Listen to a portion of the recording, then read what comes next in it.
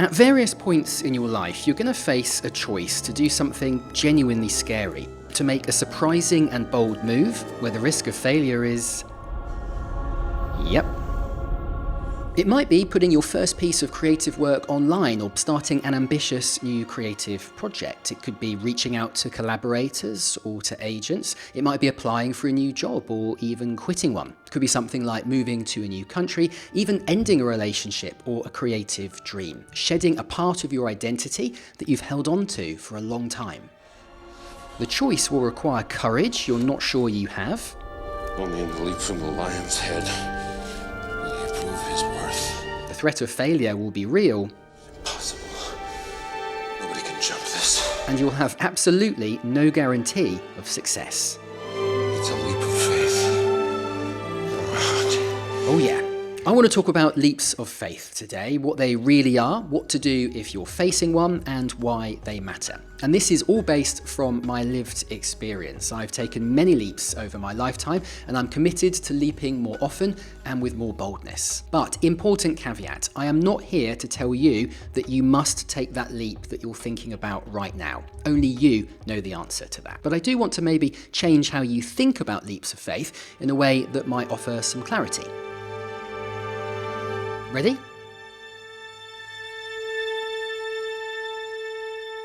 So, leaps of faith. The arc of my adult life has been shaped by them. When I was 18, instead of going to college like all my friends, I took a plane to Ghana and spent 6 months living and working there. The noisy sub-Saharan chaos shook the bones out of this middle-class English white boy. For the first time, I experienced real danger, but also real kindness and beauty, and I discovered a way of living that changed me. And I made some friendships that I still treasure to this day. When I was 25, I quit my journalism job and moved to London. I had no savings, nowhere to live, just a part-time teaching opportunity and a vague idea about somehow being a freelance filmmaker.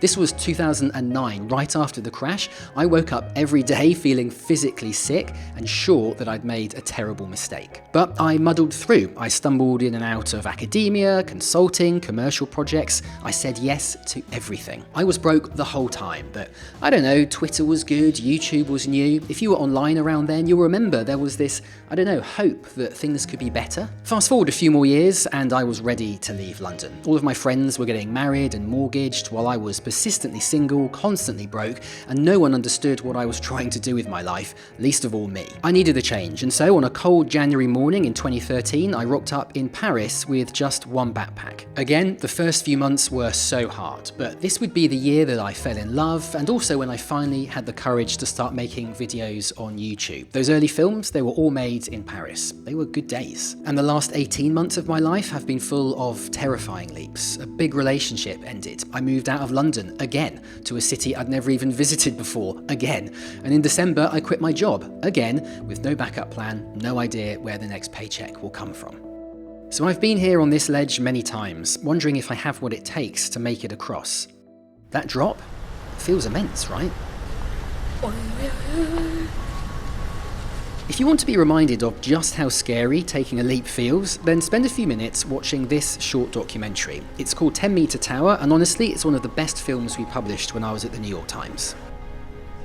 You see, some people spend their whole lives peering over the ledge, contemplating that job offer, wondering if they can really leave that marriage, or whether they're the kind of person who puts their art online, psyching themselves up, good. and then talking themselves down.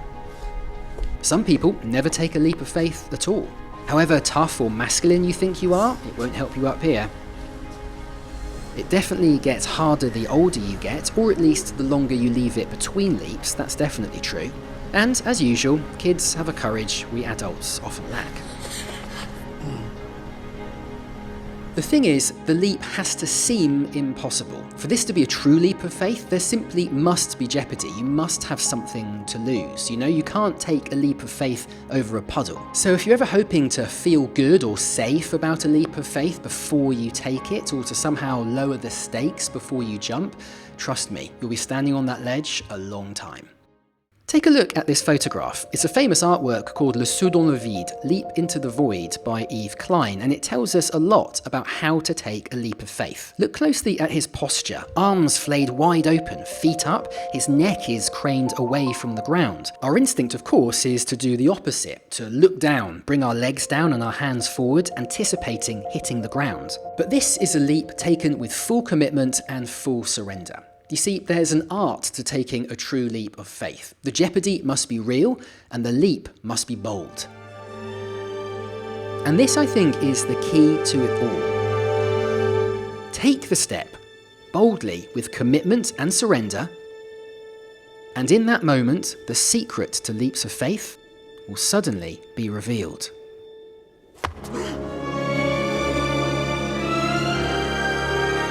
The jeopardy, the risk, the drop. It's a perception, a point of view that's only visible and real before you leap. By taking the step into the void, you become another version of yourself, one who can now see that the drop was just an illusion. I can't make the point any more perfectly than with these two. Watch the guy in the black and white shorts. He says it's impossible, but moments later, he jumps. He climbs back up to encourage his friend, and now listen to him. Just a few moments ago, this leap was impossible, and now it's not that big a deal. What's changed? The diving board certainly hasn't moved. The laws of gravity and velocity haven't budged. No, the only thing that's changed, in fact, the only thing that can change, is the man's perception.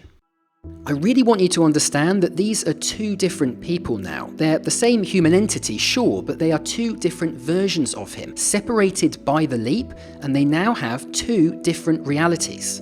For this version of the guy, the jump is impossible. For this version of him, it's no big deal. Do you see? He didn't just jump off a diving board, he jumped into a new, higher version of himself, and through the act of leaping, became that version. And this is the incredible power of leaps of faith. You leap into a version of yourself for whom there is no fall.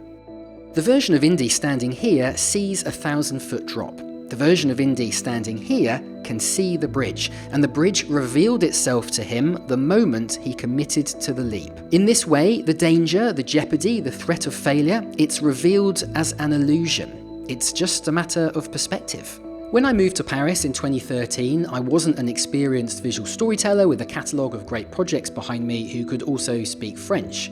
But I am now. When I got on that plane with full commitment and surrender, I leapt into that higher version of myself, and reality, in its own good time, caught up. Again, I am not telling you that you must take that leap that you're thinking about. That is a decision only you can make. And I'm certainly not promising that if you take a leap of faith that a net will somehow magically appear. Believe me, it's possible to take a leap of faith and spend a long time feeling like you're falling, terrified and lost and confused. Honestly, it's where I'm at right now. But I am saying that if you do take a leap with courage, commitment and surrender, you won't need a net, because the version of you that you're becoming will know exactly what to do. Thanks for watching.